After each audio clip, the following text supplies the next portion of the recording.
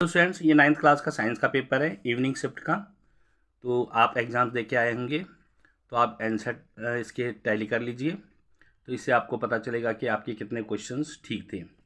ये front page है, तो इसके आंसर मैं 1 बाय 1 कंप्लीट सॉल्यूशंस आपको इसके दे रहा हूँ। तो ये फ्रंट पेज है आपका, देखिए। क्वेश्चन है, ग्रीष्म ऋतु में मिट्टी के बर्तन में रखा पानी किस घटना के कारण ठंडा हो जाता है? तो इसका आंसर जो है डी है, इसके कारण वाष्पीकरण के कारण। सेकेंड क्वेश्चन है, सीमा ने एक प्राकृतिक गैस कॉन्फ्रेंसिंग इकाई का दौरा किया और पाया कि गैस को तापमान और दाब की विशिष्ट परिस्थितियों में तरल किया जा सकता है। दोस्तों के साथ अनुभव साझा करते समय यह भ्रमित हो गई। उसे इस परिस्थितियों से सही समूह की पहचान करने में मदद कीजिए। तो इसका जो आंसर है वो आपका होगा सी। इसके बाद हमारा क्वेश्चन है आपका तीसरा। थर्ड क्वेश्चन का जो आंसर है वो है आपका, दीर्घा निम्न में से कौन सा पदार्थ टिंडल प्रभाव प्रदर्शित नहीं करता? तो टिंडल प्रभाव कौन सा प्रदर्शित नहीं करता? ये करता है आपका दूध नहीं प्रदर्शित करता। नेक्स्ट क्वेश्चन है, फास्फोरस के एक अणु में कितने फास्फोरस के परमाणु होते हैं? तो फास्फोरस के एक अणु के अंदर कितने परमाणु होते हैं? तो फोर्थ का आंसर आपका आ गया डी, 4 परमाणु होते हैं। पोटेशियम सल्फेट का रासायनिक सूत्र आपको बताना है। तो ये क्वेश्चन नंबर 5 है। 5 का जो आंसर है वो है आपका सी। नेक्स्ट क्वेश्चन है आपका 6 क्वेश्चन। 6 क्वेश्चन में दिया हुआ है आपको कि ये Na और Mg जो 11 और 12 में देखा है, उपस्थित प्रोटोनों की संख्या ज्ञात करो। तो इसमें जो है प्रोटोन आपको बताने हैं Na और Mg में। देखिए, प्रोटोन जितने भी इसका एटॉमिक नंबर होता है, इसका 11 है, इसका 12 है। तो इसका जो आंसर होगा वो आपका होगा 11 और 12 आंसर होगा, यानी कि सी आंसर होगा। नेक्स्ट हमारे पास 7th क्वेश्चन है। 7th क्वेश्चन में देखिए, 3 प्रोटॉन तथा 4 न्यूट्रॉनों वाले परमाणु की संयोजकता क्या होगी?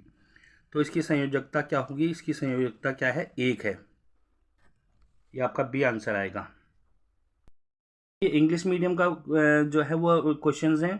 अभी मैंने आंसर आपको हिंदी मीडियम में लगा दिए। जो भी ऑप्शंस आपकी हिंदी मीडियम में हैं, सेम ऑप्शंस जो है इंग्लिश मीडियम भी होंगे।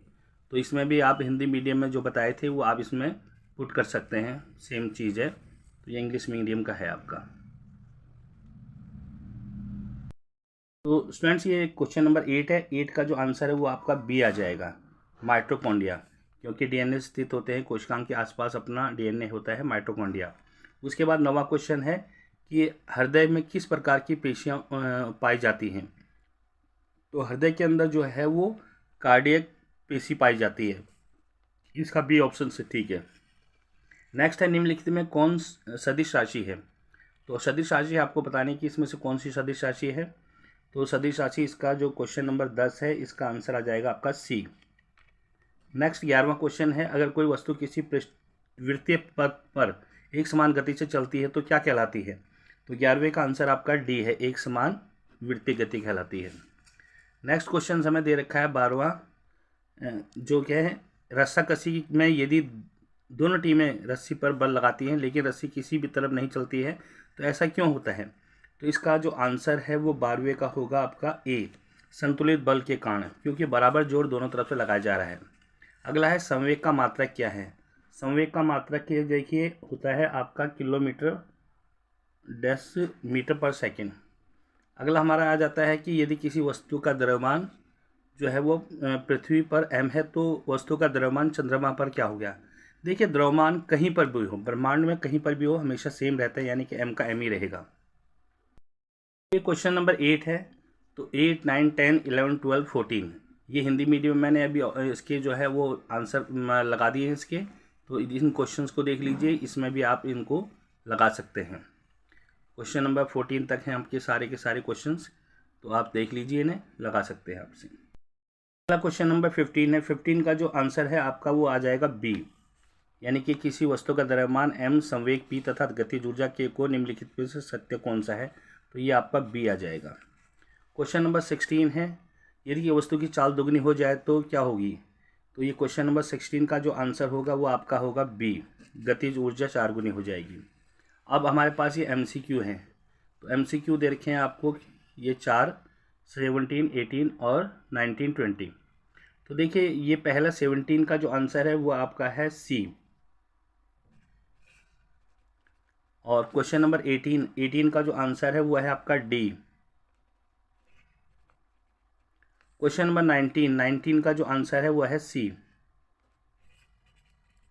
और क्वेश्चन नंबर 20 का आंसर है आपका बी।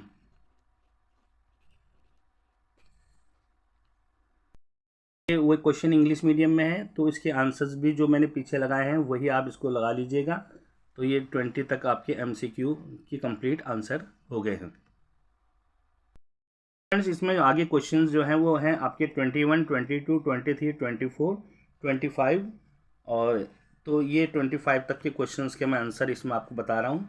तो 21 का जो क्वेश्चंस है वो आपका ये है। क्वेश्चन नंबर 21 जो आएगा इसका आंसर आपका ये है। 21 का आंसर ये है आपका। उसके बाद क्वेश्चन नंबर 22 का आंसर ये है 20 और इसमें और में जो क्वेश्चन दिया है उसका आंसर ये है। नेक्स्ट क्वेश्चन नंबर 23 का आंसर जो है आपको ये दिया हुआ है। क्वेश्चन नंबर 24 का आंसर आपका ये दिया हुआ है। क्वेश्चन नंबर 25 का आंसर जो है आपको ये दिया हुआ है। उसके बाद 25 में और में एक न्यूमेरिकल्स दिया हुआ है। इस न्यूमेरिकल्स का आंसर आपका ये दिया हुआ है।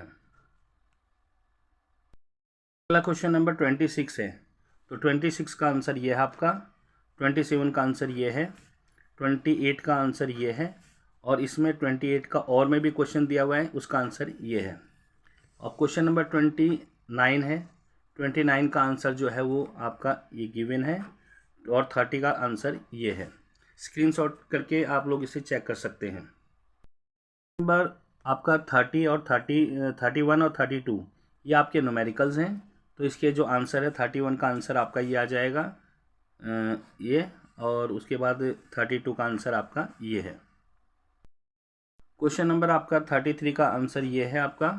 और 34 का ए पार्ट्स का आंसर ये होगा, बी पार्ट का ये होगा। इसी में और में दो क्वेश्चंस दिए हुए हैं आपको। तो और में पहले का आंसर ए का ये होगा और बी का आंसर आपका ये होगा। 35 में ए का आंसर ये है और बी का आंसर आपको दिया हुआ है ये है। के अंदर और में कुछ क्वेश्चंस हैं। इसका पहले का ए होगा, बी का आंसर ये होगा। उसके बाद आपका ये 36 का ए आंसर ये है। 36 का ए का आंसर ये होगा। 36 में ये बी का आंसर ये है। इसमें जो और में क्वेश्चन है ए का ये है और बी का ये है। 7 का जो क्वेश्चन है ये आपके जो है वो उसके अंदर जो है पैसेज दिए हुए हैं। तो उसका पहले का आंसर ये दिया हुआ है। ए का, बी का आंसर ये है और सी का आंसर ये है। उसके बाद आपका 38 क्वेश्चन है। इसका आंसर ए का ये हो गया, बी का ये हो गया, सी का ये हो गया। सी में और में क्वेश्चन है तो इसका आंसर ये है। 39 का जो क्वेश्चन है उसका ए का आंसर ये है और जो बी जो क्वेश्चन है उसका आंसर आपका ये दिया हुआ है। सी जो क्वेश्चन है उसका आंसर ये दिया हुआ है। इसी में आपको जो है अगला सी में और में क्वेश्चन दिया है, इसका आंसर आपका ये आ जाएगा।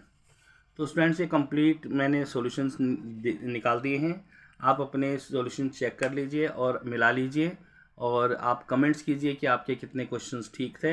होप आप लोगों का पेपर अच्छा होगा। Okay, thank you.